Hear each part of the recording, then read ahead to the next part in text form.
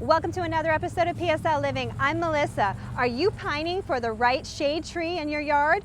Or are you looking to spruce up your landscaping? Well, you're in luck. I'm here with John Dunton, the Deputy Director for the City of Port St. Lucie's Public Works Department, who's also a certified arborist. Thanks for having me. Thanks for coming on the show. We appreciate it. What does a certified arborist and a public works director do for the City of Port St. Lucie? Essentially, my job entails being in charge of all of the right-of-way maintenance in the City of Port St. Lucie, with the exception of the Parks Department. A lot of the capital improvement projects that we do for construction, stuff like that, I get my paws in on. So you have a problem, you call us. You need something, you call us, and we make it happen.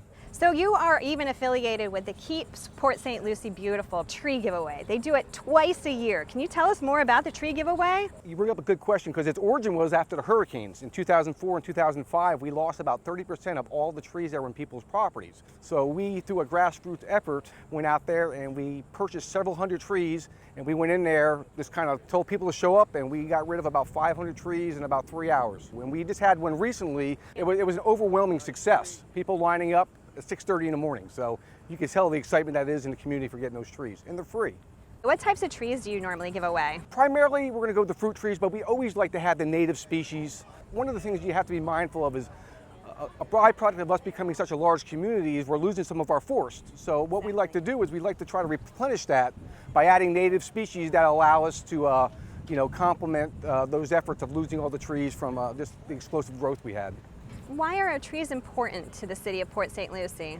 One, it's proven on roadway projects that it slows down traffic. You can plant a tree in the right place next to a property and you can actually reduce your air conditioning bill by 25%. Right tree, right place. Hey JD, I want to go plant a tree. Got your gloves? Yeah, I do. Let's go.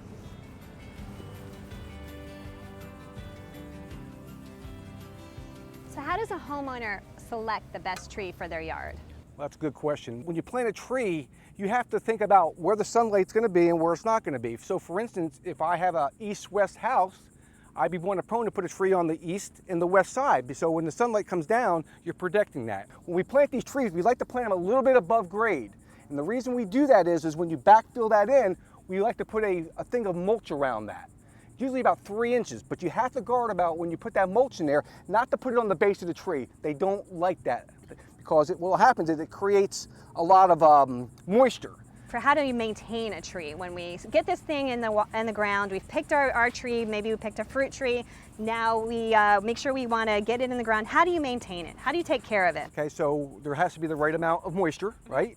You know, most trees in Florida, because we get an average of 53 inches of rain, you don't need as much water as you believe you do.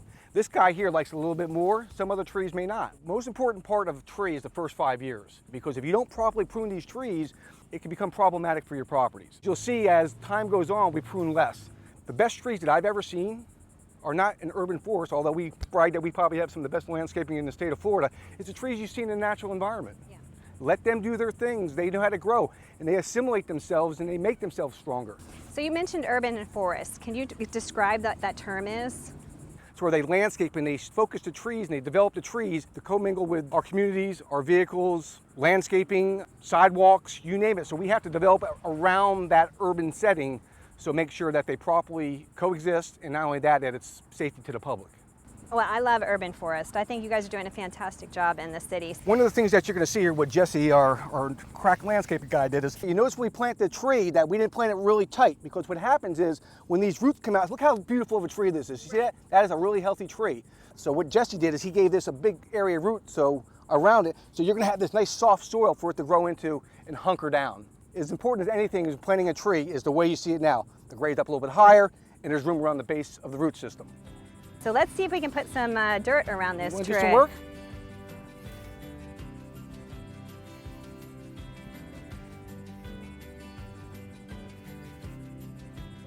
Thank you so much, JD, for having us today and teaching us the importance of trees in the City of Port St. Lucie. My pleasure. Thank you. And if you want to watch more episodes of PSL Living, please go to www.cityofpsl.com/news. Thanks for joining us today.